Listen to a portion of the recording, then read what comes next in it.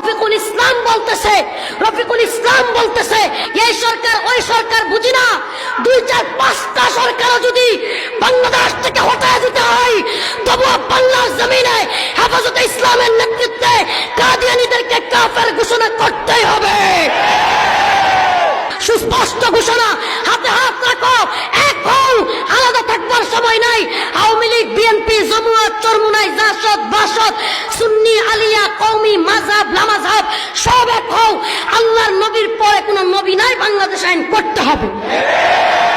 সুস্পষ্টভাবে বলতে চাই, আল্লামা শাহ আহমদ শফির শাহ আশা, নূর হোসেন কাসেমী রহমাতুল্লাহি আলাইহির আশা আমরা হয়তো পূরণ করতে পারি নাই, কিন্তু আল্লামা জুনায়েদ বাবুনগরী বলেছেন হেফাজতে ইসলামের প্ল্যান হয়ে গিয়েছে, চূড়ান্ত প্ল্যান।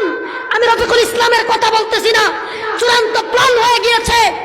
অচিরেই বাংলাদেশের প্রত্যেকটা জেলায় আল্লাহর নবীর পরে আর নবী নাই, কাদিয়ানীদেরকে কাফের ঘোষণা করতে হবে, সংসদে আইন পাস করতে হবে।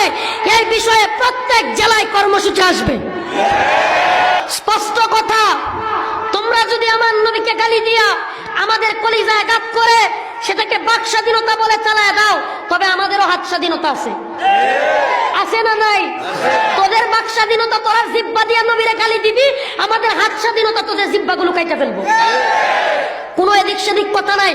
যেইটা আল্লাহর নবীরে গালি দিবা, রফিকুল ইসলাম বলতেছে আমার আল্লাহ এবং কোরআন সুন্নাহ হাদিস তাই বলে এদের জিব্বাগুলো কেটে ফেলতে হবে। আমার নবীকে যে ব্যক্তি গালি দিবে, কটূক্তি করবে, তার রায় হলো ওয়াজিবুল কতল, হত্যা করতে হবে। কোন ধরনের এদিক সেদিক কথা নাই, কল্লা পালায় দিতে হবে। আর এই রায় কার্যকর করবে ইসলামিক রাষ্ট্র হলে রাষ্ট্র এবং সরকার, বিচার ব্যবস্থা। কিন্তু যদি এমন হয় রাষ্ট্র এবং সরকার সেই শাতেমদেরকে, আল্লাহর নবীকে যারা গালি দিয়েছে তাদেরকে মৃত্যুদণ্ড দেওয়ার পরিবর্তে বাক স্বাধীনতার দোহাই দিয়া মত প্রকাশের স্বাধীনতার কথা বলে তাদেরকে মৃত্যুদণ্ড না দিয়া সরকারি প্রটোকল দেয়, নিরাপত্তা দেয়, তবে আমরাও বলতে চাই, তোমরা যদি বাক স্বাধীনতার দোহাই দিয়া মত প্রকাশের স্বাধীনতার কথা বলে, বাক স্বাধীনতা বলে আমাদের নবীকে গালি দেওয়ার সাহস করো, তবে আমাদেরও হাত স্বাধীনতা আছে, তোদের কল্লাগুলো এই জমিনে ফেলে দেওয়া হবে। আল্লাহর নবীর মত বাদ দিয়ে, কোরআন সুন্নাহ বাদ দিয়ে বাংলার জমিনে যদি কোন পীরের খানকা থাকে, বন্ধ খানকাগুলো ভেঙে দিতে হবে। বাংলার সব পীর মাশায়েখ উলামা জনতা জাগরে আজ, হাতে হাত রেখে এক হও, ওরে বজ্র কণ্ঠে তুলো আওয়াজ। ওলি আউলিয়া মুজাহিদিনের মেহনতে গড়া এই জমিন নাপাক বানাতে দেব না কাউকে, মুমিনের এই জায়নামাজ। ওরা কথা বলে ঘরে বসে আর লাফায় নিজের ছত্তরে, মোরা কথা বলি ময়দানে থাকি কোটি মানুষের অন্তরে। আমাদের লাঠি ছড়িয়ে আছে বাংলার সব ঘরে ঘরে, ঠিক কিনা? আমাদের লাঠি ছড়িয়ে আছে বাংলার সব ঘরে ঘরে। বাংলার সব পীর মাশায়েখ উলামা জনতা জাগরে আজ, হাতে হাত রেখে এক হও, ওরে বজ্র কণ্ঠে তুলো আওয়াজ। ওলি আউলিয়া মুজাহিদিনের মেহনতে গড়া এই জমিন নাপাক বানাতে দেব না কাউকে, মুমিনের এই জায়নামাজ।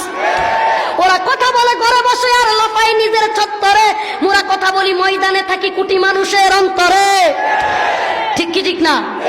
আল্লাহ তাআলা শাহজালাল মুজাররাদে ইয়ামিনীর এই মাটি থেকে, পণ্যভূমি থেকে, এই পবিত্র জমিন থেকেই ইনশাআল্লাহ আন্দোলনের দাবানলে শুরু হোক। এই ওলিয়া উলিয়ার বাংলাদেশ, শাহজালালের বাংলাদেশ কবুল করো আল্লাহ, রহম করো আল্লাহ। দয়াল বাবা কেবলা কাবা আইনার কারি গঙ্গা আইনা বসাইয়াদের, আইনা বসাইয়াদের। আমিও বলি দয়াল বাবা কেবলা কাবা আইনার কারি গঙ্গা, ফেরেশতারা গুরজু মারবো কয়বরের ভিতর বাবারে, ফেরেশতারা গুরজু মারবো, ঠিক কি ঠিক না?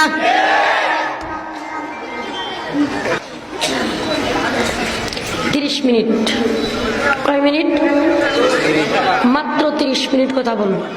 খুব ধৈর্য শুনেন, কথা 5 ঘন্টা বলা আর 30 মিনিট বলা, 5 ঘন্টার চাইতে 30 মিনিটে যদি মূল পয়েন্টের মেসেজগুলো দেওয়া যায়, এটা বেশি উত্তম। 5 ঘন্টা কিচ্ছা কাহিনী কইয়া তারপরে গলা টোলা ভাইঙ্গিয়া একবারে এক ওয়াজই শেষ, এমন না। মূল মূল মেসেজগুলো 30 মিনিটে দিব। কয় মিনিট? এজন্য 1 মিনিট আপনি কথা বলবেন তো আপনার ব্যালেন্স থেকে 1 মিনিট কেটে যাবে, ঠিক আছে? তো ধৈর্য সহকারে একবারে এদিক সেদিক কান্না দিয়ে শুনতে হবে। এই এটা খুলে দিতেছেন যে এদিকে কিন্তু বাড়ি, পরে কিন্তু দেখা যাবে যে পর্দার নিশিন মা ও বোনেরা পর্দা খোলা মা ও বোনেরা হয়ে যাবে। এটা থাকুক, এটা যেভাবে আছে থাকুক। হ্যাঁ, হইতে পারে যে এই ঘর পর্যন্ত খুলে দেওয়া যেতে পারে, কিন্তু ঘর পর্যন্ত খুলে দিলে পরে তো সবটাই খুলে যাবে, দরকার নেই, থাক। আলহামদুলিল্লাহ আলহামদুলিল্লাহ নাহমাদুহু ওয়া নাস্তাঈনুহু ওয়া নাস্তাগফিরুহু ওয়া নু'মিনু বিহি ওয়া নাতাওয়াক্কালু আলাইহি।